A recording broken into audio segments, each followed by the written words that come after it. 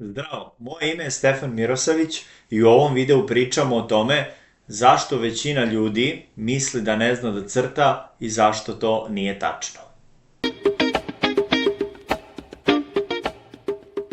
Ako ti se dešava da kažeš sebi ja ne znam da crtam, onda je ovaj video za tebe.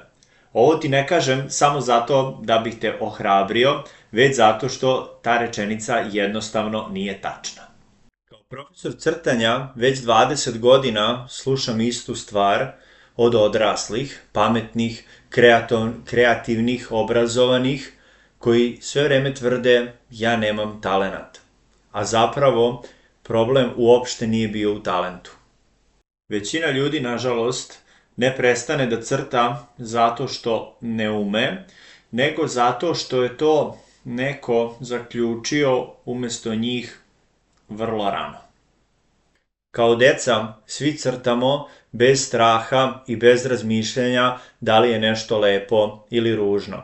A onda se desi trenutak u vrtiću ili kod kuće kada nam neko kaže ili sami pomislimo ovo nije dovoljno dobro ili nisam dobar u ovome. Od tog trenutka crtanje prestaje da bude istraživanje i postaje test. A većina ljudi ne voli da stalno pada testove. Zato je ovo najopasnija stvar u umetnosti, da se crtači rađaju, a ne stvaraju. Ako je crtanje talenat, kao što tvrde, onda nema smisla vežbati.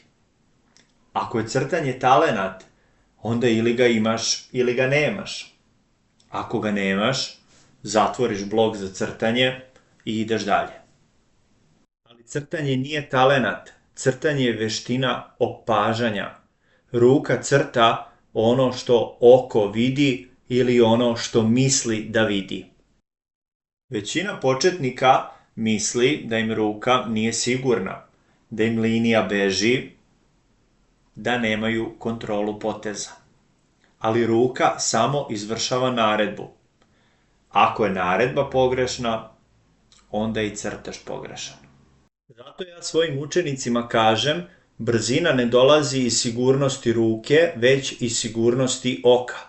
Ako ne znaš šta da gledaš, ne možeš da znaš šta da nacrtaš, jer većina crta ono što zna, a ne ono što vidi.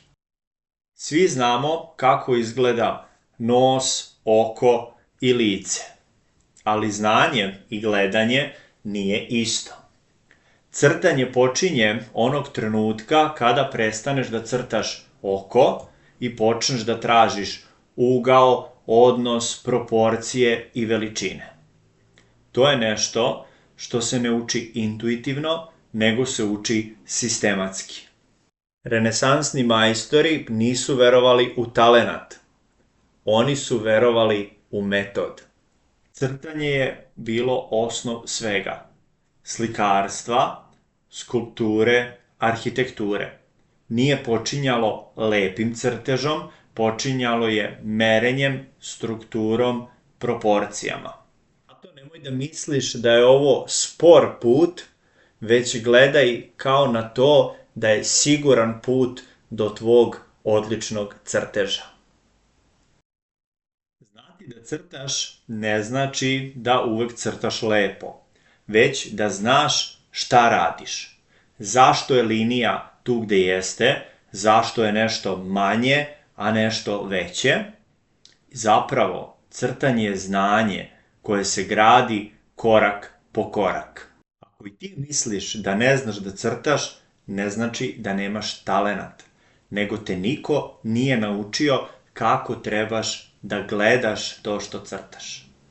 Crtanje nije magija, nije trik, nije dar odabranima. Crtanje je jezik, a svaki jezik se uči. Ako si početnik i imaš osjećaj da kasniš sa crtanjem, ne kasniš, samo si na početku. Na ovom kanalu bavit ću se crtanjem slojevito, temeljno i polako, baš onako kako se radilo vekovima. Ako i ti želiš da naučiš crtanje kao veštinu, a ne kao mit, pretplati se na kanal i pogledaj sledeći video o tome kako pravilno početi sa crtanjem. Vidimo se u sledećem videu.